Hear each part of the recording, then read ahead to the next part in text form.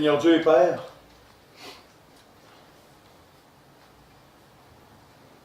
c'est un sujet profond ce matin qu'on va toucher, qui se nomme la foi.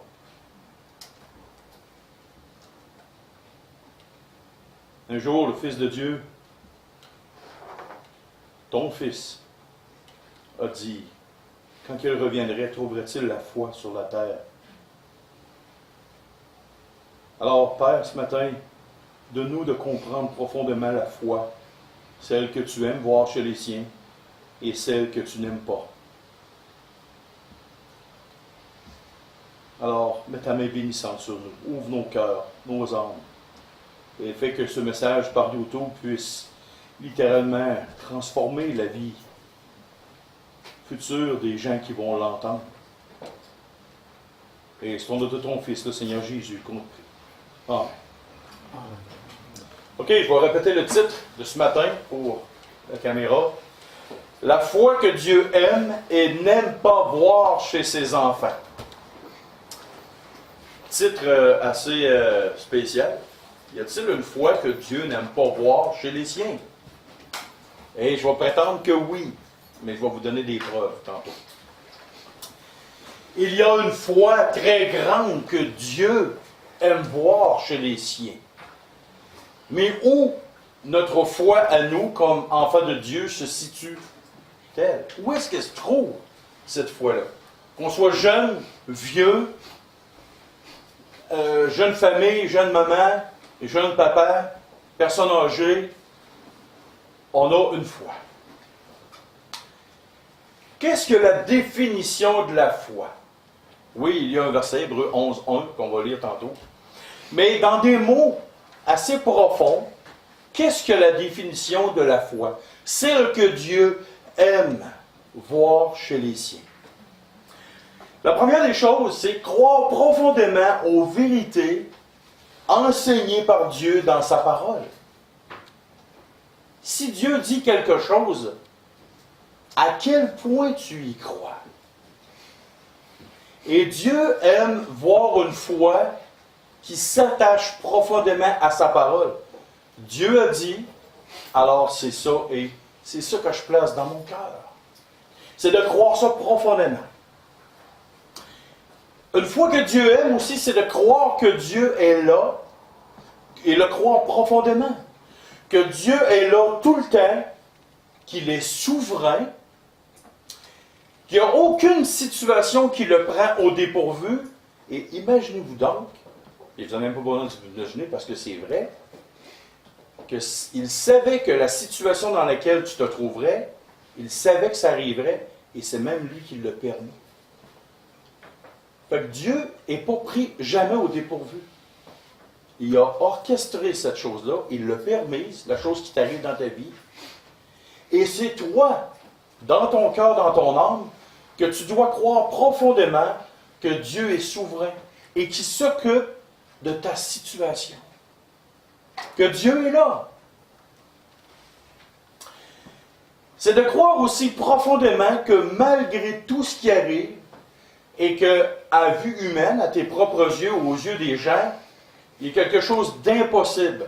Et c'est que Dieu peut agir malgré l'impossibilité. Est-ce que vous croyez que Dieu peut agir dans l'impossibilité? Il y a, à vue humaine, des choses impossibles. Mais Dieu peut agir s'il le désire. Croire que Dieu, encore aujourd'hui, le 1er juillet 2018, que Dieu peut faire des miracles. Et qu'est-ce que j'entends par miracle? Est-ce que James va aller dans un hôpital? Au nom du Seigneur Jésus, tout le monde sortait de l'hôpital. Dans 3 minutes, tout le monde est guéri, tout le monde sort de l'hôpital. Je ne parle pas de ce genre de miracle-là. Il y a des miracles précis qui ont été faits dans le temps de Christ pour démontrer qu'il était le Messie. Christ non plus, Dieu non plus, n'est pas dans une boîte. S'il voudrait le refaire, il pourrait le faire. Mais je crois que Dieu peut faire des miracles. Dans des choses inattendues, des choses que tu n'aurais jamais imaginées. Dieu peut faire encore des miracles aujourd'hui. Ça, c'est d'avoir une foi qui déplace des montagnes. Et une foi, la définition de la foi aussi que Dieu aime profondément, c'est d'abandonner une foi cérébrale au profit d'une foi qui vient du cœur. Et là, je m'explique. Les démons croient en Dieu et ils tremblent. Il y en a des gens qui vont vous dire, oh oui, je crois que la Bible, c'est la parole de Dieu. Je crois que Jésus est venu sur terre. Ils croient à un Jésus historique. Mais est-ce qu'ils croient à un Jésus qui sauve? Non. Ils vont dire, oh oui, je crois à tout ce que... Si vous parlez à mon père, par exemple, mon père est un homme qui croit que Dieu existe. Mon père est un homme qui croit que la Bible, c'est la parole de Dieu. Mon père, il croit que Jésus est mort sur une croix. Mon père, il croit tout ce qu'il y a là-dedans. Mais ça ne dépasse pas plus loin qu'elle n'est. Ça reste là. C'est une foi cérébrale. Et ce n'est pas une foi qui sauve. Cette foi-là, Dieu, il veut qu'on la mette de côté. Parce que c'est une foi qui nous amène un jour à douter. C'est une foi qui nous amène à sortir du sentier que Dieu veut mettre pour nous. Ce que Dieu veut, ce que Dieu aime voir, c'est une foi qui passe de la foi cérébrale et qui devient une conviction profonde dans le cœur. Et c'est ça que Dieu aime. Je crois de tout cœur que ça, c'est la parole de Dieu et qu'elle transforme les vies. Mon père, si tu lui demandes est-ce que ça transforme la vie? Non.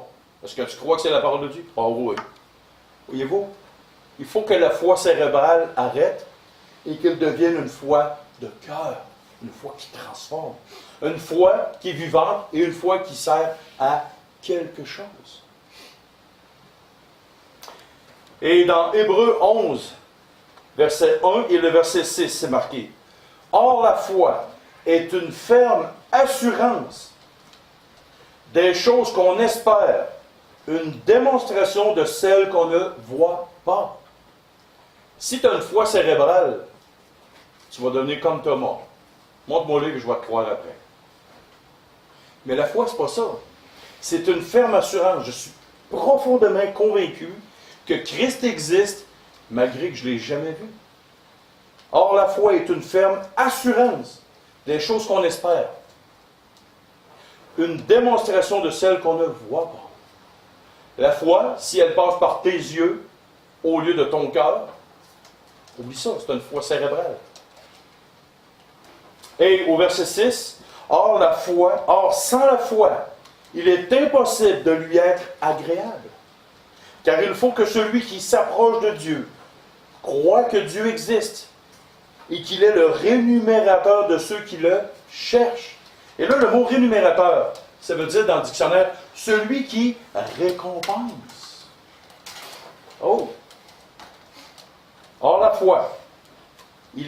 sans la foi, il lui est impossible d'être agréable. Donc, si tu veux être agréable à Dieu, mais tu ne crois pas Dieu, tu ne crois pas en Dieu, est-ce que Dieu peut faire? Est-ce que Dieu peut être incroyable et intervenir? Tu ne peux pas être agréable à Dieu. Prenons un exemple. Si Rémi m'affirme un fait, et moi je dis à Rémi, oh, je doute de ce que tu me dis. Qu'est-ce que ça te fait dans ton cœur? Ça m'attriste. Après ça, tu me dis, tu me traites de menteur. Après ça, ma relation, si je ne crois jamais quand Rémi me parle, qu'est-ce que ça va faire avec la relation entre moi et Rémi? À la longue, ça va faire, ben regarde, écoute mon homme, si tu ne me crois pas quand je te dis de quoi, bon, arrêtez de m'établir. Ben voyez-vous, si ça fait ça dans le cœur d'un humain, par rapport à un autre être humain, qu'est-ce que ça fait dans le cœur de Dieu quand on dit « Oh, je ne suis pas sûr que tu as dit ça. Oh, je ne suis pas sûr que tu es capable d'intervenir. Oh, je ne suis pas sûr. » Voyez-vous? Si ça l'attriste un cœur humain, imaginez-vous comment ça l'attriste le cœur de Dieu. Quand on a une foi cérébrale, puis que ce n'est pas une foi profonde, qui touche profondément le cœur. Et quand on regarde l'autre partie du verset 6, « Et qu'il est celui qui récompense ceux qui le cherchent. » Quand tu cherches Dieu profondément dans ton cœur, dans ton âme, Dieu récompense. Et ce n'est pas un papa gâteau qui donne des bonbons parce que tu as fait ta chambre. Ce n'est pas des récompenses comme ça. Il y a une façon spéciale que Dieu récompense, c'est qu'il répond quand tu écoutes et tu lui demandes de quoi avec la foi profonde. Dieu a dit dans Malachie, mettez-moi de la sorte à l'épreuve. Si je n'ouvre pas pour vous les écluses des cieux, ça veut dire les bénédictions. Si je ne fais pas de quoi pour toi, mets-moi la sorte de l'épreuve, ah oui.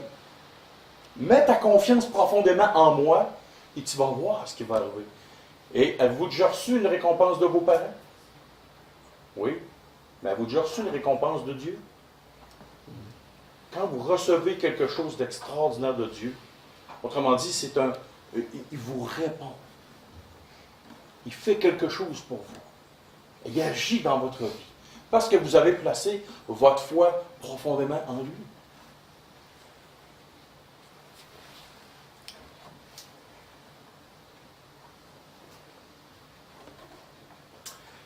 Maintenant, qu'est-ce que la foi n'est pas? La foi n'est pas une foi fondée sur l'intelligence humaine, sur le raisonnement, la vue et nos capacités. Tout ce qui est propre à nous, l'intelligence humaine, le raisonnement qui va avec, la vue et nos capacités. Si vous pensez que la foi c'est ça, vous faites fausse route. On va tourner dans Matthieu chapitre 16, versets 5 à 10. Matthieu, chapitre 16,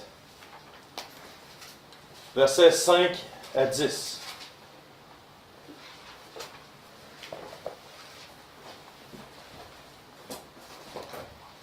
Les disciples, en passant sur l'autre bord, avaient oublié de prendre des pains. Jésus leur dit, gardez-vous avec soin du levain des pharisiens et des sadducéens. Les disciples raisonnèrent en eux-mêmes. Oh, le raisonnement. Et disaient, c'est parce que nous n'avons pas pris de pain. Jésus, l'ayant su, dit, pourquoi raisonnez-vous en vous-même, gens de peu de foi, sur le fait que vous n'avez pas pris de pain? Êtes-vous encore sans intelligence, et ne vous rappelez-vous pas plus les 5 pains des 5000 hommes, et combien de paniers avez-vous emporté? Ni les 7 pains des 4000 hommes, et combien de corbeilles vous avez emporté? Après 2 miracles que Christ leur a montrés en pleine figure, les gens, qu'est-ce qu'ils disaient? Qu'est-ce que les disciples pensaient? Il n'y avait pas la foi encore. Qu'est-ce qu'ils pensaient? Oups! Le raisonnement humain, l'intelligence. Une intelligence terrestre charnelle. Oups, on n'a pas de pain. Qu'est-ce qu'on va faire? Hey, Coco, je viens de te le montrer 2 fois. Le Seigneur le rappelle. Encore une fois, combien de fois Dieu agit dans votre vie? Plusieurs centaines de fois. Et que là, il vous arrive une épreuve ou quelque chose. Ah, puis là, bon, je ne suis pas sûr que Dieu est capable. Hey, ça fait combien d'années que vous voyez Dieu agir dans vos vies? Et là, tout d'un coup, il arrive une situation où Dieu n'est pas capable d'intervenir. Dieu n'est pas capable d'agir. Tu ne te souviens pas du passé? Tu raisonnes avec la vue, tu raisonnes avec ton intelligence, tu raisonnes avec tout ce que Dieu ne veut pas. Il n'y a pas un vieux cantique qui dit « Compte les bienfaits de Dieu ». Hein? Ça rappelle, hein, Suzy? Compte les bienfaits de Dieu, puis tu vas voir que dans le futur, Dieu va agir encore. Si Dieu l'a fait dans le passé, penses-tu qu'il n'est pas capable de le faire dans le futur? Oui. On va tourner aussi dans 1 Corinthiens chapitre 2, versets 1 et 5. 1 Corinthiens chapitre 2.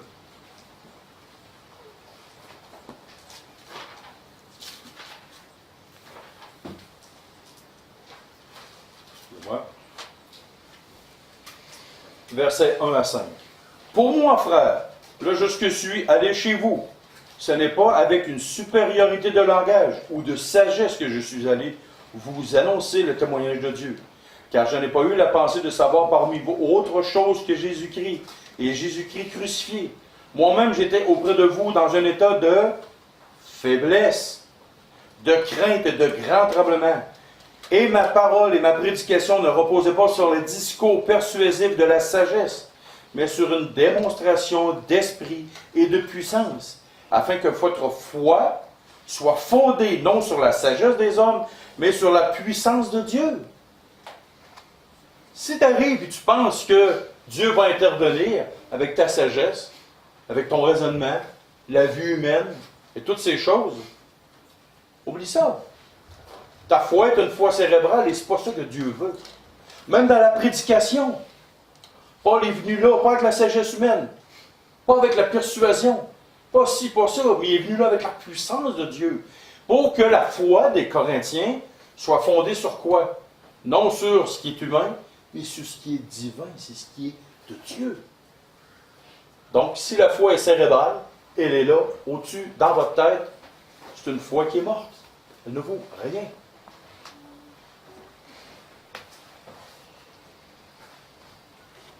Quand Christ dit, si vous auriez de la foi gros comme un grain de moutarde, un grain de sénévé, vous pourriez dire à cette montagne, arrache-toi de là, sors et va te planter là.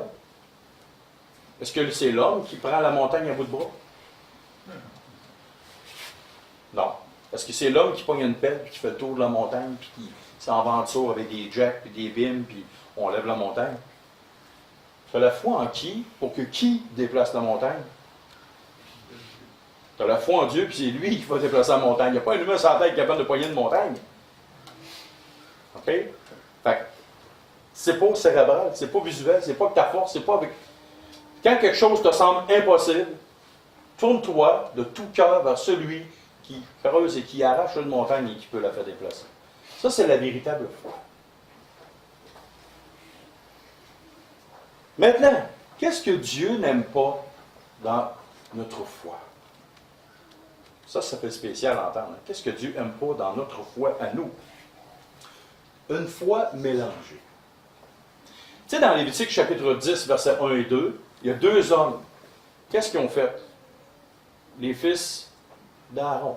Ils ont pris du feu étranger et ils l'ont amené, ils ont mis le feu à une place où il n'aurait pas dû le mettre. Un feu qui n'appartenait pas au feu de l'Éternel dans la tente d'assignation. Qu'est-ce qui est arrivé? Le feu est sorti, il les a consumés. Qu'est-ce que ça nous enseigne, ça?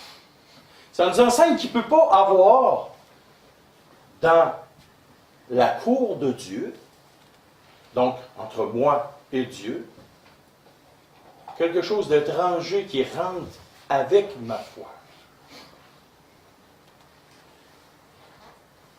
Qu'est-ce qui pourrait être étranger dans la cour de Dieu? Imaginez-vous on est dans la cour de Dieu, OK?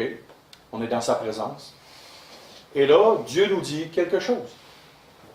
Et nous, on commence à rentrer des choses étrangères. Voulez-vous qu'on fasse une petite liste de choses étrangères? Dans Matthieu 17, versets 14 à 20, on va aller voir ça. On va commencer.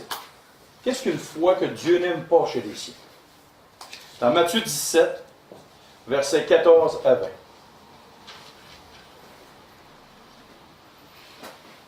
Lorsqu'ils furent arrivés près de la foule, un homme vint se jeter à genoux devant Jésus et dit, « Seigneur, aie pitié de mon fils, qui est lunatique et qui souffre cruellement. Il tombe souvent dans le feu et souvent dans l'eau. Je l'ai amené à tes disciples et ils n'ont pas pu le guérir. » Et là, Christ répond, « Race incrédule et perverse, répondit Jésus, « jusqu'à quand serai-je avec vous? Jusqu'à quand vous supporterai-je? Amenez-le-moi ici. » Jésus parla sévèrement au démon qui sortit de lui, et l'enfant fut guéri à l'heure même. Alors les disciples s'approchèrent de Jésus et lui dirent, en particulier, « Pourquoi n'avons-nous pas pu chasser ce démon? C'est à cause de votre incrédulité. » Jésus leur dit Jésus, « Je vous le dis en vérité, si vous aviez de la foi comme un grain de sénévé ou de moutarde, vous diriez à cette montagne, transporte-toi d'ici, là, et elle se transporterait. Rien ne vous serait impossible. À cause de notre incrédulité. Qu'est-ce que Jacques dit? Celui qui doute. Et là, l'incrédulité, ce n'est pas le doute, hein? C'est différent. L'incrédulité, voici l'exemple. Rémi, la semaine passée, là, j'ai déplacé le pont de Québec à bras. Dans le cœur de Rémi, Il y a un petit sourire d'en face. Ça, c'est de l'incrédulité. Mais Rémi, je vais t'affirmer un fait. À l'âge de 15 ans, à l'école Champagnat, j'ai déjà levé une barouette, il y avait 2000 livres dessus. Une tonne. Qu'est-ce qui se passe dans ton cœur? Là, il y a un doute. Je suis poigné en deux feux. Brice, si je t'affirme que j'ai déplacé le pont de Québec la semaine passée, qu'est-ce que tu vas dire dans ton cœur? C'est pas vrai. Et si je t'affirme qu'à l'âge de 15 ans, sur une barouette, j'ai levé 2000 livres, une tonne, qu'est-ce qui se passe dans ton cœur? Peut-être. Oh, le mot peut-être signifie un doute. Qui croit que j'ai levé 2000 livres sur une barouette? Une tonne. Ma femme le croit. Est-ce que vous allez le croire si ma femme le croit? Non? Et effectivement, c'est vrai. Voyez-vous? Suzy, au début, elle ne me croyait pas, mais il y a des témoins qui ont raconté. Quand j'étais jeune, il y avait un hôtel, j'ai levé 2000 livres sur une barouette. Okay? C'était un concours de force qu'il y avait à Champagne. Voyez-vous la différence entre l'incrédulité? Non, j'y crois pas. L'autre le doute parce qu'il y a un mot peut-être. Mais là, ma femme vous confirme que oui, c'est vrai. OK? On en reparlera après si vous voulez poser des questions, là. OK? Mais voyez-vous la différence entre l'incrédulité et le doute? Oui, Dieu, il pourrait agir, mais peut-être que... Ou non, pas tant que Dieu ne peut pas agir. Voyez-vous, Christ, dans ce texte-là, précisément, a littéralement dit aux disciples qu'il ne croyait pas. Il ne croyait pas qu'il pouvait faire ça. Mais surtout, il ne croyait pas qu'il ne pouvait pas faire ça. Mais il croyait littéralement que c'était impossible de faire ça. Non, ça ne peut pas. C'est impossible. Et Christ leur a dit, voici, je vais vous le montrer. Paf, Christ le fait. Et il leur a dit, si vous auriez eu de la foi, gros comme un grain de moutarde, et c'est petit un grain de moutarde, bien, vous pourriez dire, ça pourrait arriver. Mais pas croire que Dieu peut le faire. Ils n'étaient même pas conscients non plus de leur rôle comme apôtre et du pouvoir qu'il y avait entre les mains. Mais ils ne croyaient pas à ça non plus. Ils étaient incrédules. Maintenant, nos doutes. On va tourner dans Matthieu 21, 18 à 22.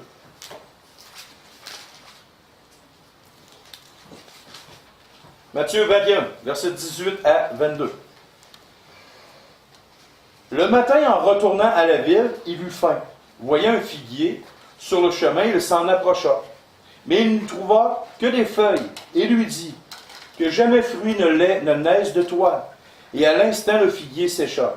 Les disciples qui virent cela furent étonnés et dirent, comment ce figuier est-il devenu sec en un instant? Jésus leur répondit, je vous le dis en vérité, si vous aviez de la foi et que vous ne doutiez point, non seulement vous feriez ce qui a été fait à ce figuier, mais quand vous diriez à cette montagne, ôte-toi de là et jette-toi dans la mer, cela se ferait. Tout ce que vous demanderez avec foi, par la prière, vous le recevrez. Oh, là le doute. Pourtant, le Seigneur Jésus prend la même phrase dans le texte. Tu dirais à cette montagne, déracine-toi, puis ça se déracinerait. Elle s'en irait. Donc, quelque chose qui semble impossible à vue humaine, là, le Seigneur Jésus n'est pas en train de dire qu'avec une foi extrême, tu vas pouvoir tout arracher les montagnes du parc des Laurentides, puis faire quelque chose de très droit. C'est pas ça que Christ est en train d'enseigner. Christ est en train d'enseigner littéralement que des choses qui te semblent impossibles à vue humaine, si tu as une foi profonde, et là je rajoute une phrase, qui s'accorde avec la volonté de Dieu, tu vas voir cette chose-là arriver. Et là, on va en parler un peu plus loin. Une foi qui s'accorde avec la volonté de Dieu. Voyez-vous, l'incrédulité, le doute, fait partie intégrante du cœur humain. Posons-nous la question. À main levée dans vos cœurs, je ne veux pas le voir. Qui a déjà douté de Dieu ou ce que Dieu peut faire? Qui a déjà été totalement incrédule? Moi, j'ai déjà été totalement incrédule. Ça a duré quelques secondes. Je ne pensais jamais que ma mère allait se convertir. Ma mère, elle s'est convertie. ne pensais jamais la voir se convertir. Elle était tellement rendue loin dans ses affaires. Il faut faire attention, parce qu'elle m'a dit qu'elle allait écouter la vidéo. Fait que voyez-vous, une foi totale et absolue en Dieu, fait faire des choses qui dépassent l'entendement, que jamais tu n'aurais pensé avoir un jour. Où je pensais que j'étais condamné pour le reste de ma vie à travailler de soir et de nuit. À un moment donné, j'ai eu une foi totale et absolue en Dieu. Aujourd'hui, je travaille de jour. Une autre chose mélangée dans notre foi que Dieu n'aime pas, c'est un manque de vision spirituelle.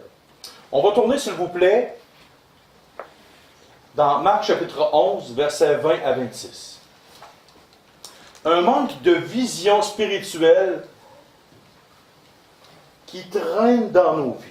Marc chapitre 11, versets 20 à 26. Le matin, en passant, les disciples virent le figuier séché jusqu'aux racines. Bon, encore notre figuier. Pierre, se rappelant ce qui s'était passé, dit à Jésus, « Rabbi, regarde le figuier que tu as maudit à sécher. » Jésus prit la parole et leur dit, « Ayez foi en Dieu. Je vous le dis en vérité, si quelqu'un dit à cette montagne, « Ôte-toi de là et jette-toi dans la mer », et s'il ne doute point en son cœur, mais il croit que ce qu'il a dit arrive, il le verra s'accomplir. C'est pourquoi je vous dis, tout ce que vous demanderez en priant, croyez que vous l'avez reçu, et vous le verrez s'accomplir. Là, il parle de vue, puis il parle de foi. Oh, d'habitude, on dit, ouais, mais la vue, ça ne marche pas avec la foi. Et là, oui. Avoir un manque de vision spirituelle.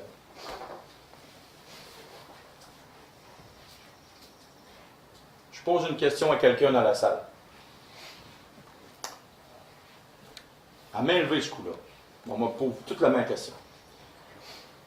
Avez-vous déjà prié Dieu et que cette chose-là, vous avez manqué d'une vision spirituelle? Vous avez douté que ce que Dieu pourrait accomplir. Oui, je prie Dieu, mais... Et là, vous avez manqué de vision spirituelle. Non, je ne pense pas que ça va arriver. C'est trop loin. C'est trop difficile pour Dieu. Est-ce que ça nous est déjà arrivé à nous en tant que croyants? Manquer de vision spirituelle. Et là, je vous explique. Quand je suis venu pour implanter l'église ici, là, le matin, il manque du monde, là. Mais quand tout le monde est là, c'est pas mal plein. OK? J'ai eu une foi profonde dans mon cœur, mise dans mon cœur par Dieu, d'implanter une église. J'ai parlé au conseil d'église. 2 églises locales. Des 2 églises locales. Oh non. Pas de vision spirituelle. Il n'y avait pas le désir. Il n'y avait pas cette vision-là. Moi, j'avais une vision du futur. Une vision que si je prie, si je crois, si je crie à Dieu, j'ai cette profonde conviction-là que Dieu va implanter une église à Lévis, cette chose-là va arriver. J'ai eu cette vision spirituelle-là. Une vision que Dieu peut agir. Et là, on m'a dit, ouais, c'est pas avec ta petite offrande que tu vas pouvoir te payer un local commercial pour implanter une église, c'est impossible. Ah, c'est impossible. Voyons. Ah ben là, je suis dedans. Ça fait 10 ans. Voyez-vous, si on manque de vision spirituelle, Christ est en train de lui dire littéralement, et s'il ne doute point en son cœur, mais croit que ce qu'il a dit arrive, il le verra s'accomplir. J'ai littéralement mis ça dans ma vie, dans ma vision. Et encore une fois, je le répète, si ça s'accorde avec la volonté de Dieu, qu'est-ce que Christ a dit aux disciples? Allez, faites de toutes les nations des disciples, en les baptisant au nom du Père, du Fils et du Saint-Esprit, et enseignez-leur tout ce que je vous ai commandé. J'ai dit, Seigneur, moi, je veux vraiment obéir à ça, je veux mettre ma foi là-dedans, et je veux t'obéir. Je suis en accord avec la parole de Dieu. Dieu m'a donné des capacités, des dons spirituels, et je l'ai fait. J'ai eu cette vision-là. Et c'est ça que je veux dire. Quand tout le monde autour vous décourage, Parce qu'à leur vue, à leurs yeux, ça semble impossible. Et si Dieu vous met ça à cœur, ayez la foi d'une vision spirituelle à long terme.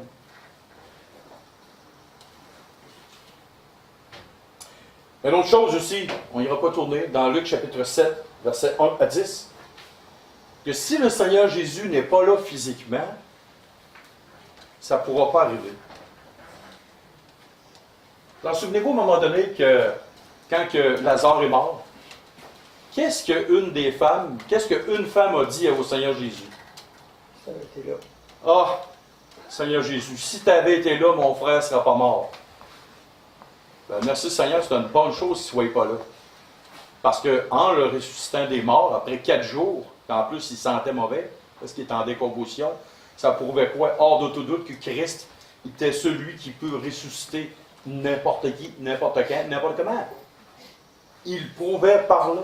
Mais parce que tu n'as pas été là, Seigneur, mon frère ne sera pas mort si tu avais été là. Mais là, tu es là, tu n'es pas là, ben, il est mort. Parce que Christ est assis à la droite de Dieu. Christ il est très très loin, il est rendu au 3e ciel. Christ ne peut pas vraiment agir. La parole de Dieu, plusieurs endroits nous dit que Christ est en nous. Il est proche.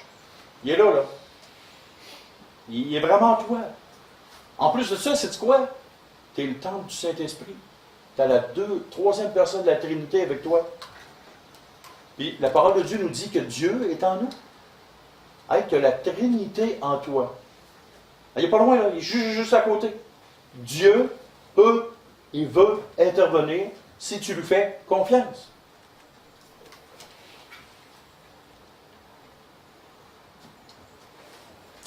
Vous en souvenez-vous aussi, je vais vous donner la référence, dans Marc chapitre 14, versets 22 à 33.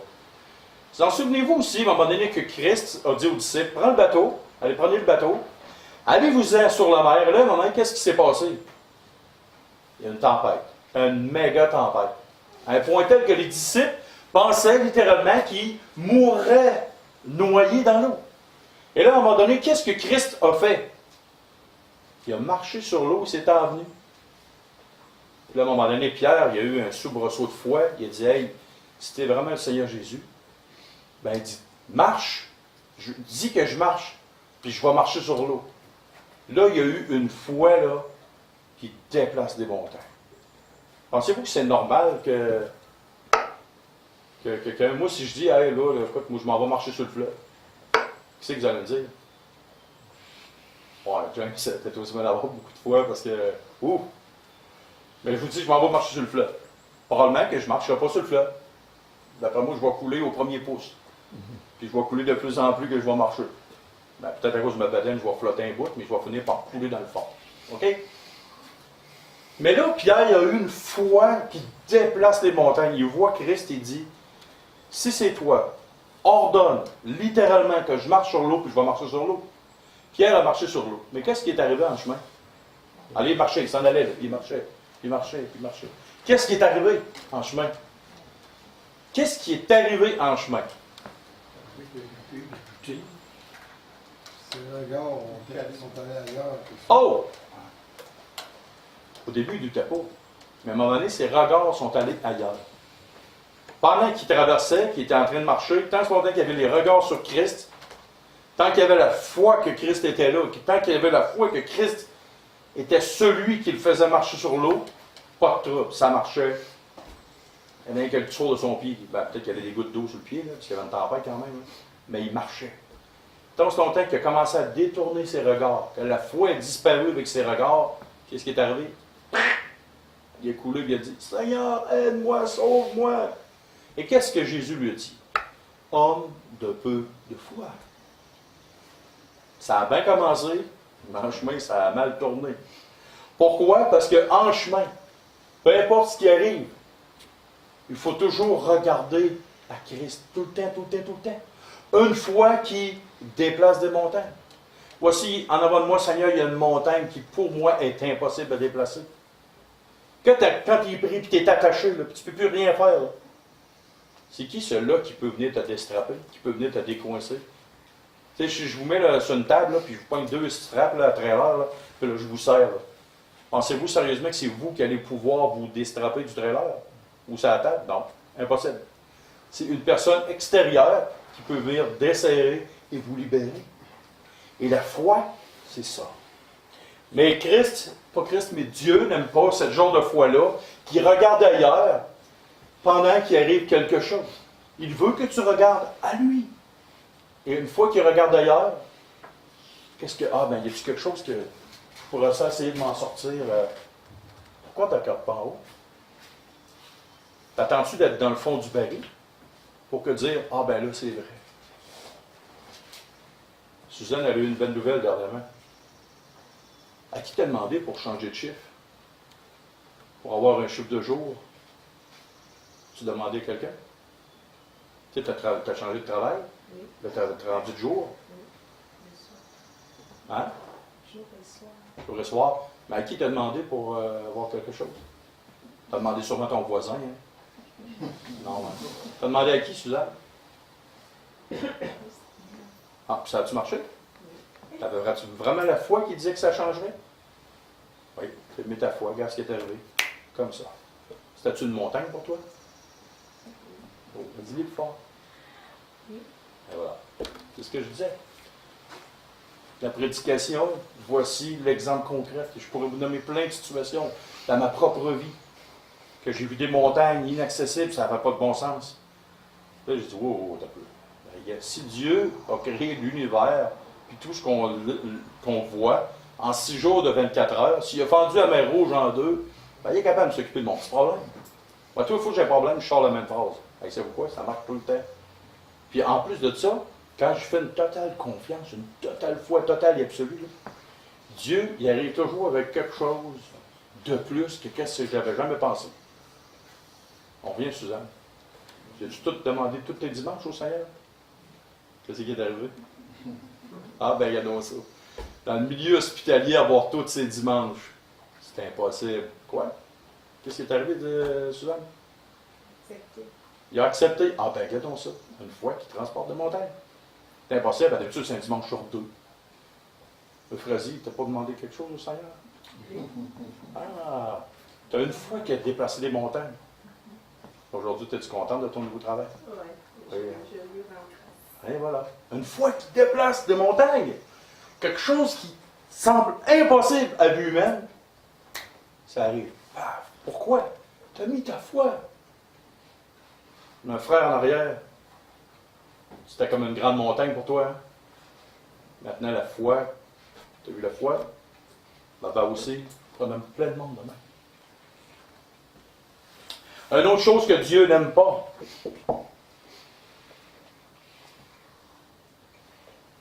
c'est que dans notre foi, on écoute le diable.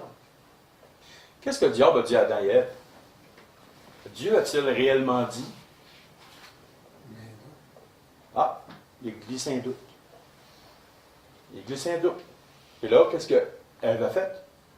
Ah ben non, elle commence à discuter avec le diable. Elle commence à raisonner. Elle commence à réfléchir. Elle discute avec le diable. Elle argumente un peu. Puis là, le diable, il en rajoute un peu. Ben non, voyons. Vous savez donc que vous ne mourrez pas, mais vous allez devenir comme des dieux. Ça va être bien mieux encore. Ne touchez pas à ce Dieu, c'est pas important. Bon. Et voyez-vous, le piège est là. Quand on discute avec le diable, Dieu n'aime pas ça. Et on le fait ça assez régulièrement dans notre vie comme humain. Discuter avec le diable pendant qu'il arrive une épreuve. Oh, mon ami, il est toujours là présent quand on a une épreuve. Tout le temps, tout le temps, tout le temps. Quand il y a une épreuve dans notre vie, le diable y arrive en même temps. Je ne sais pas pourquoi. Ou des démons, ou des fois c'est notre propre raisonnement. Là, on commence à discuter. Wow! Pourquoi tu vois l'épreuve, puis tu commences à discuter? Dans Jérémie, la Lamentation de Jérémie, chapitre 3, là, c'est marqué, quand il arrive quelque chose, c'est permis par Dieu. Et c'est marqué un autre texte aussi. La personne va se mettre la bouche dans la poussière et se tiendra en silence, car c'est la volonté de Dieu. Quand il y a une épreuve, essayez de ne pas chialer, de ne pas critiquer, de ne pas discuter avec le diable, de ne pas raisonner, puis de dire, Seigneur, gloire à toi parce qu'il m'arrive cette épreuve-là. Et des fois, l'épreuve peut durer longtemps. Mais qu'est-ce qu'on doit faire quand le diable vient nous voir? Ou qu'un démon vient nous voir? Ou qu'une personne Comme les amis de Job viennent voir Job. Quand il y a des personnes qui nous disent ouais, mais telle affaire, ouais, telle affaire. Ah, laisse faire les chrétiens, laisse faire l'Église. Ah, t'as pas besoin d'ici, t'as pas besoin de ça. Arrête de lire la Bible, c'est pas bon. Il y a plein de monde qui vont vous dire un paquet d'affaires. Mais comment, avec quoi on éteint les traits enflammés du malin? Avec le bouclier de la foi. Foi. Pas pour rien. Dieu nous dit de s'équiper d'une armure. Qu'est-ce que vous diriez d'un gars qui s'en va à la guerre avec des gougounes de plage, avec un petit jus, avec une petite chemise, une belle chemise à fleurie, pour être sûr certain de se faire tirer le premier dans le bois. Allez-vous à la guerre à marcher comme ça? Les gars vont en guerre avec un entraînement super tough. Ils vont en guerre avec des armes, un casque, avec un sac à dos, des bottes, puis tout l'armement. Pourquoi? Ils veulent être sûrs certains de gagner. Demandez aux Américains s'ils veulent se débarrasser de leur armement, puis après ça, on va les envoyer dans le monde entier faire la guerre. Non. Parce qu'ils ont le meilleur armement. C'est pour ça que tout le monde les craint sur la Terre. Tous les pays de la Terre entière craignent les Américains à cause de leur armement. S'il n'y avait pas leur armement, les Américains n'auraient aucun pouvoir sur Terre. OK? Puis ne pensez pas que c'est l'argent. Parce que la Suisse, ils ont beaucoup d'argent. La Suisse, c'est du craint dans le monde. Pas en tout. On connaît de la Suisse, c'est le fromage, je m'en parle de ça. Et les petits couteaux. Ils ne sont pas vraiment épeurants. Mais les Américains, les autres, sont épeurants. Pourquoi? Mais qu'est-ce qui fait fuir le diable? Si vous êtes équipé de tout l'équipement que Dieu dit, les armes de Dieu, dont en réalité le bouclier de la foi. Le bouclier de la foi, là, c'est que tu te caches en arrière pour... Mais si tu fais ça de même, coucou, qu'est-ce que tu penses qui va arriver quand tu vas avoir un trait? Paf! Tu vas l'avoir dans la face. Ça fait comique de dire ça, mais si tu te caches en arrière du bouclier de la foi, le bouclier de la foi, c'est puissant. Non, je ne crois pas toi, je crois que Dieu est tout puissant pour régler ma situation. Mais si je baisse le bouclier et je regarde, coucou, qu'est-ce que je fais? Paf! Tu te vois? Donc, si tu ne te sers pas comme fou de ton bouclier de la foi, tu vas avoir un trait enflammé du malin. Quoi? Sur toi. Comment voir notre foi se concrétiser en réalisation de la part de Dieu? OK, j'ai la foi. Une foi profonde en Dieu. Et comment je fais pour voir ces choses-là se concrétiser littéralement dans ma vie? Il y a des principes de base qu'il faut absolument garder pour nous. Le premier principe, c'est, des fois c'est non, tu n'auras pas ce que tu demandes. Des fois c'est oui, mais pas de suite. Oui, on va te le donner, mais pas de suite. Et des fois c'est oui, mais immédiatement. Mais là, les gens vont dire, ouais, mais là, franchement, Dieu, comment ça? Quel parent qui agit de même avec les enfants? Des fois c'est non, des fois c'est oui, mais pas de suite, puis des fois c'est oui de suite. Quel parent qui agit de même avec les enfants? Pourquoi les parents agissent de même avec les enfants? Parce que non, des fois je ne t'autorise pas à faire ça parce que c'est dangereux pour toi. Permetteriez-vous à vos enfants de dire, bon, ben écoute, tu as des jeunes enfants, toi, Frézy? Oh, tu peux leur permettre d'allumer les barbecues. Pourquoi tu ne veux pas le permettre? Tu n'es tombé pas fine, tu n'as tombé pas de cœur. Tu n'aimes sûrement pas tes enfants si tu ne leur permets pas ça. Puis ce que tu devras faire en plus, là, tu lui dis, ferme le couvert, rouvre le gaz, puis allume le feu sur le côté, attends 5 minutes. Ben voyons donc, tu n'as tombé pas de cœur, tu n'es tombé pas fine, Frézy. Voyez-vous, des fois c'est non catégorique. Les chrétiens, des fois, ils demandent, ah, j'aimerais ça devenir multimillionnaire. Pourquoi Dieu ne donne pas des multimillions à un chrétien? Parce que des fois, c'est non. Dieu connaît notre cœur. On peut arriver et déraper. Mais Dieu, des fois, oui, il va donner des millions à des chrétiens. Parce qu'ils ont le cœur exercé. Il y a eu des chrétiens dans l'époque qui ont été multimillionnaires, si ce n'est pas milliardaires, mais ils ont fait de sages choses avec leur argent. Mais là, le cas n'est pas là. OK? Et des fois, c'est oui, des fois, c'est non, des fois, c'est oui, mais pas tout de suite. Ça, c'est un premier principe qu'il faut se mettre. Un autre principe aussi, c'est que Dieu n'est pas obligé de te donner quelque chose ou de te répondre. Dieu n'est pas obligé.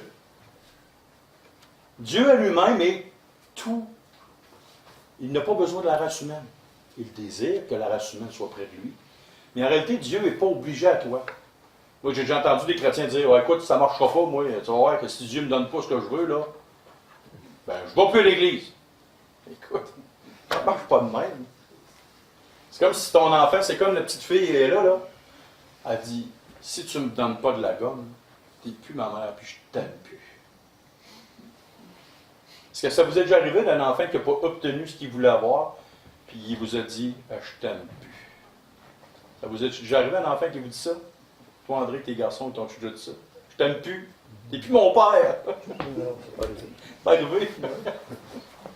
Ça m'est arrivé une fois. Ma plus vieille m'a dit, elle dit, je t'aime plus. Ben, elle m'a dit, j'aime plus maman que toi. Aujourd'hui, elle nous aime égal. Oh, merci Seigneur. Voyez-vous, notre cœur est comme un petit enfant. Merci Seigneur parce qu'on a les petits-enfants et on apprend d'eux autres à voir comment est-ce que nous, on est envers Dieu. Souvent, on est fâché parce qu'on n'obtient pas ce que Dieu ne veut pas nous donner. Dieu ne veut pas nous donner, on est fâché après lui. Pourquoi tu es fâché? Tu le sais-tu? J'ai compté une fois à un moment donné, je voulais acheter une maison. Une maison pas chère. 5 fois, 39 000 12 pièces de l'air, il me reste 5 à les rénover. Oh, merci Seigneur, tu m'as donné des bonnes capacités, je vais pouvoir les rénover, tout ça. Là, j'étais comme frustré. J'ai dit, comment ça, que le Seigneur ne me l'a pas donné, cette maison-là? Hey, ça n'aurait pas été cher, à payer mon hypothèque vite. Puis là, je m'imaginais tout un scénario. J'ai une chose que je n'avais pas prévue. C'est qu'il y a un grand riche qui a acheté le terrain, puis il a tout fait débâtir la maison, puis les gars, ils ont été expropriés. Ils ont mis 2 ans d'énergie dans le champ, dans le vent. Ils ont été expropriés. Puis tout ce qu'ils avaient mis sur la maison, plus de maison. Le bulldozer a tout détruit ça en 10, 15, 20 minutes. Voyez-vous, j'ai pas obtenu ce que je voulais. Je me suis dit, ouais, comment ça? Non, le Seigneur m'a montré une chose. Tu aurais tout perdu, hein? Comme ça, si je t'avais donné ça. Tu aurais perdu 2 ans de ta vie dans le vide comme ça. Donc, Dieu n'est pas obligé de nous donner ce qu'on lui demande. Et un autre principe, quel est le motif de nos demandes? C'est quoi le motif? Pourquoi on demande ces choses-là? Est-ce que c'est pour glorifier Dieu ou c'est pour satisfaire quelque chose qui est en nous? Qu'est-ce que je demande à Dieu? Par la foi. Seigneur, je voudrais avoir une belle grosse voiture. Ah, OK. Vas-tu glorifier Dieu avec ta belle grosse voiture ou bien tu vas satisfaire un côté charnel en toi? Seigneur, je te demande telle affaire. Pourquoi? Pourquoi tu demandes ça? Tu sais, souvent, les gens, ils s'en vont à la banque, puis là, ils demandent, ouais, je voudrais avoir 200 000. La banque, la première question, ils disent, ah ben oui, pas de problème, on va vous donner ça. Est-ce que c'est comme ça que ça marche à la banque? La banque vous demande, bon, pourquoi vous voulez faire un prêt? Y a-t-il une possibilité? Y a-t-il une ci, ça? Ils vous posent des questions. Mais il faut se poser des questions quand on demande quelque chose par la foi à Dieu. Une femme, un homme, une personne dit, Seigneur, j'ai tellement la foi que cette personne-là, elle est malade, elle est atteinte d'un cancer. Je veux que cette personne-là soit totalement guérie, que ce soit mon père, ma mère, mon enfant. Je veux qu'elle soit guérie. J'ai la foi en toi, j'ai la foi. La personne meurt. Mais là, pourquoi, Seigneur? Pourquoi tu n'as pas donné la vie? Je t'ai prié, j'ai eu confiance en toi. C'était quoi le motif pourquoi tu voulais que cette personne-là, que ce soit ton enfant? Prenons l'exemple d'une maman, d'un papa qui perd un enfant. Un enfant qui meurt. Pourquoi Dieu permet que cet enfant-là ne soit plus là et que l'enfant meurt? Je ne souhaite pas ça à personne. C'est l'affaire la plus terrible qui n'arrive pas dans la vie d'une personne. Je ne l'ai jamais vécu, je ne voudrais pas le vivre. C'est quelque chose de terrible. Mais quels sont tes sentiments envers ton enfant? Est-ce que ton enfant est devenu un objet d'idolâtrie? Est-ce que tu mets ton enfant tellement sur un piédestal? Est-ce que tu vois juste lui dans ta vie? Peut-être que Dieu, pour se glorifier, a dit, non, c'est fini. Je vais t'enlever ton enfant, je vais l'amener auprès de moi, et je vais t'enlever ton enfant parce que ton cœur est trop attaché, est beaucoup plus attaché à ton enfant qu'à moi. Et c'est supposé être l'inverse. C'est une possibilité. Donc, Dieu n'est pas obligé de donner la vie à quelqu'un. Dieu n'est pas obligé de te donner de l'argent. S'il le permet, c'est vraiment une grâce, une faveur que Dieu te fait. Et dans 2 Corinthiens 13, verset 5a, c'est écrit « Examinez-vous vous-même pour savoir si vous êtes dans la foi. Éprouvez-vous vous-même. » S'examiner, c'est quoi les motifs de nos demandes? Pourquoi on prie, on crie à Dieu pour avoir cette demande-là? Et il y a un principe qui est très attaché ensemble. On va tourner au chapitre 37 des psaumes. Psaume 37, versets 4 et 5. Et pourtant, le Seigneur disait dans Matthieu 6, 5 à 13, il disait, si vous priez, que vous demandez quelque chose, vous verrez cette chose-là s'accomplir. Mais souvent, on prie, puis on n'obtient pas. Et pourtant, le Seigneur Jésus nous a dit, si on priait avec foi, on l'obtiendrait. Mais on ne l'obtient pas. Et pourquoi?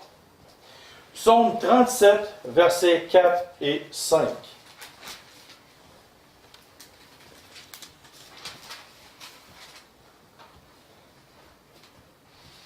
Fais de l'Éternel tes délices, et il te donnera ce que ton cœur désire. Recommande ton sort à l'Éternel, mets en lui ta confiance, et il agira. Ça, on s'examine quand on fait une demande à Dieu. Fais de l'Éternel tes délices. Est-ce que tes délices, tout ce que tu as dans ta vie, est-ce que c'est l'Éternel qui est tes délices? Est-ce que tu as un cœur mélangé? Est-ce que tu as un cœur partagé avec quelque chose? Et si tes délices sont l'Éternel, tu vas demander quelque chose à Dieu dans son sens à lui. Dans sa volonté à lui. Mais si tes délices ne sont pas tout à fait l'Éternel, tu vas demander quelque chose dans ton sens à toi, pour satisfaire quelque chose. Donc, qu'est-ce que Jacques disait dans Jacques chapitre 4, versets 1 à 10? Vous demandez et vous n'obtenez pas, parce que vous demandez mal dans le but de satisfaire quoi? Nos désirs. Nos désirs. Si l'Éternel est ton délice, ton cœur, ton âme, ta personne, ton être, va littéralement être rempli des choses de Dieu. Donc, tu vas prier dans le sens que Dieu est, dans le sens que Dieu va. Prenons l'exemple. Je prie à tous les semaines, c'est pas vrai, là. Je prie à tous les semaines pour avoir 10 millions à la fin de chaque semaine. Gagner à la loto. Ah, je prie pour ça. Pourquoi je prie ça? Oh, je prie, Seigneur, moi j'aimerais savoir la dernière technologie, la dernière plus grosse TV qu'il y a sur le marché. La fameuse fausse doctrine de la prospérité. Quel mensonge du diable. La fameuse doctrine qui dit « Donne beaucoup, Seigneur, tu vas devenir riche. » Oh. Puis si, en plus de ça, tu ne deviens pas riche, ben, tu n'es pas béni par Dieu. Ben, mon ami, ça ne marche pas que Jésus. Jésus il est né d'une famille pauvre, puis il est resté pauvre toute sa vie. La preuve, c'est que les parents de Jésus ils ont donné deux petites tourterelles qui coûtaient le moins cher parce qu'ils étaient pauvres, les parents de Jésus. Donc, tu pries, tu demandes de quoi avec foi et tu ne l'obtiens pas. Et pourquoi? Parce que tes désirs, ce que tu désires, ne va pas dans le même sens que Dieu. Et là, le texte c'est marqué ici. Fais de l'Éternel tes délices et il te donnera ce que ton cœur désire. Si tes délices sont d'Éternel, ton cœur va être rempli de quoi? Des choses de Dieu. Je prie pour la conversion d'une personne. Seigneur, je te prie vraiment pour la conversion d'une personne, pour ta gloire, Père. Quelle est la prière dominicale du Seigneur Jésus? La prière sacerdotale. Notre Père qui es aux cieux. Que ton nom soit sanctifié. Que ton règne vienne. Que ta volonté soit faite. Ton tâté. Quel était le délice du cœur de Christ? Dieu, le Père. Et Christ lui-même il disait, tout ce que je demande au Père m'est accordé. Voyez-vous? Parce que son cœur était littéralement enveloppé, enrobé, dit tous les jours de la vie, de la première minute jusqu'à la dernière minute, la passion, le désir, la sublime chose qui était dans le cœur de Christ était la personne du Père. C'est pour ça que Dieu donnait tout ce que Christ voulait. Parce que Christ ne voulait pas quelque chose pour lui personnellement. Il ne voulait pas satisfaire ses désirs. Mais je suis venu faire non ma volonté, mais la volonté du Père qui m'a envoyé. Donc, si notre volonté, notre délice, notre amour, notre passion, tout ce qu'on est pris avec Dieu, emboîté avec Dieu, quand tu vas demander quelque chose à Dieu, selon sa volonté, tu vas le savoir, et il va t'accorder tout le temps ce que tu désires. Parce que tu désires ce que le Père veut. Seigneur Dieu, je veux vivre très longtemps. Pourquoi tu demandes ça à Dieu? Pourquoi tu demandes de vivre longtemps? L'apôtre Paul te dit dans sa parole, écoute, c'est bien de beaucoup meilleur que je sois auprès du Seigneur. Pourquoi tu veux encore résister sur la terre? Tu veux continuer à payer des impôts et des taxes? Mon ami, tu aimes ça souffrir? Au ciel, on ne paye plus d'impôts ni de taxes. Ah, puis il n'y a plus rien à acheter non plus au ciel. Tout est gratis, pense-y, tout est gratis. Pas des blagues, mais voyez-vous, des fois, on demande des choses au Seigneur, puis ça n'a ni queue ni tête. C'est comme si notre fille, c'est comme si, mettons, une petite fille hébraïque dirait, « Hey, père, passe-moi tes clés de charge, on va faire une commission à Place Laurier, vendredi soir. » Qu'est-ce que tu dirais, Brice? Non, mon petit coco, tu n'auras pas mes clés. Ça va attendre, tu vas prendre ton permis de conduire, on va te donner une formation, ça va bien aller. Vos 4 fils aujourd'hui, Cavouette à s'y chauffe, est-ce qu'ils conduisent des autos? Oui. Mais à 13-14 ans, non, ça ne vous aurait pas tenté. Et pourtant, ils sont capables aujourd'hui, ils vous l'ont prouvé, ils conduisent. Oui, ils n'avaient pas l'expertise, pas l'expérience.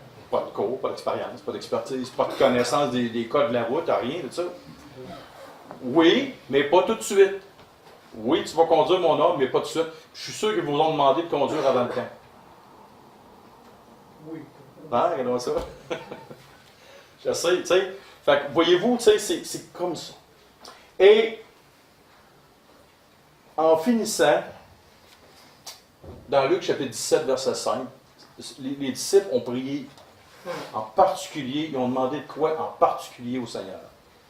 Qu'est-ce qu'ils ont demandé? Seigneur, augmente-nous la foi. Et c'est possible de demander à Christ d'augmenter notre foi, littéralement. C'est une demande qu'on devrait faire. Seigneur, dirige mon cœur à t'aimer plus, dirige mon cœur et mets mon cœur sur le même diapason que toi, sur la même note que toi, et augmente ma foi. Et en terminant, il y a 3 choses. On va tourner dans 2 Timothée, chapitre 4, versets 6 et 7. Il y a 3 choses dans notre vie à laquelle on devrait aspirer et qu'on devrait profondément vouloir. 2 Timothée, chapitre 4, versets 6 et 7.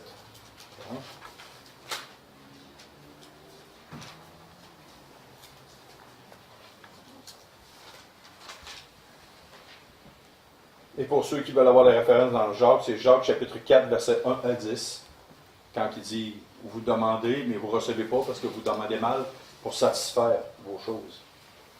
OK, dans 2 Timothée, chapitre 4, versets 6 et 7.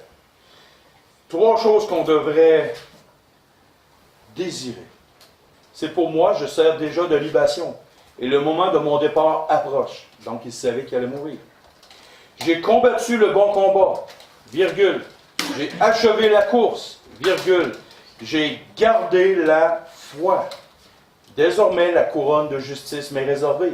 Le Seigneur, le juste juge, me la donnera dans ce jour-là. Et non seulement à moi, mais encore à tous ceux qui auront aimé son avènement.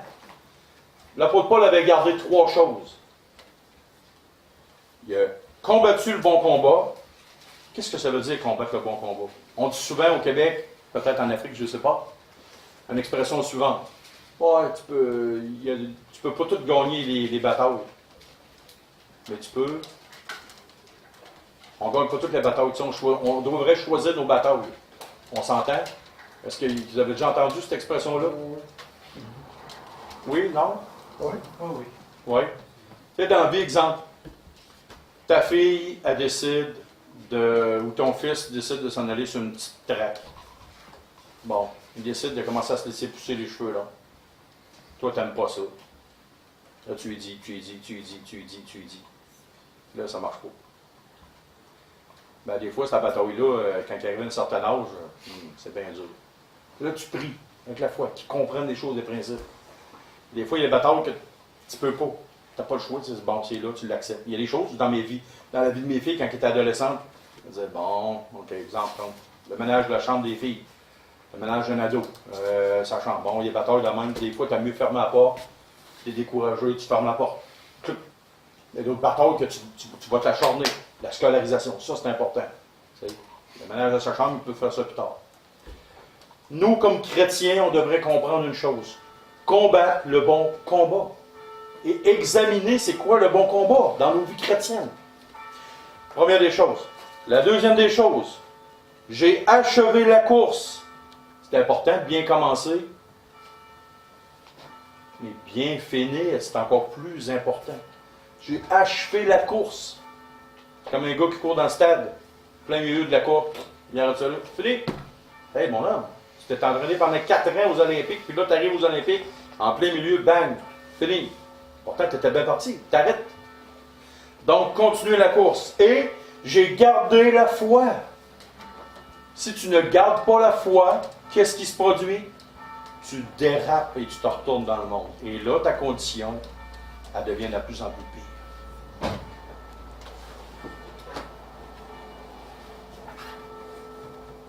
Prions. Seigneur Dieu et Père, nous te demandons ce matin d'augmenter notre foi. Nous te demandons aussi, Père, de ne pas ou de ne plus avoir une foi mélangée. Soit une foi mélangée avec des choses qui sont cérébrales, des inquiétudes, des doutes, de l'incrédulité. On ne veut plus et on ne veut pas avoir une foi mélangée. Mais on veut une foi totale et absolue. Une foi totale et absolue en toi qui déplace des montagnes. Montre-nous ta puissance. Glorifie ton nom au travers de notre conviction, de notre profonde conviction. Et c'est au nom de ton Fils, le Seigneur Jésus, qu'on prie. Amen. Amen. Amen.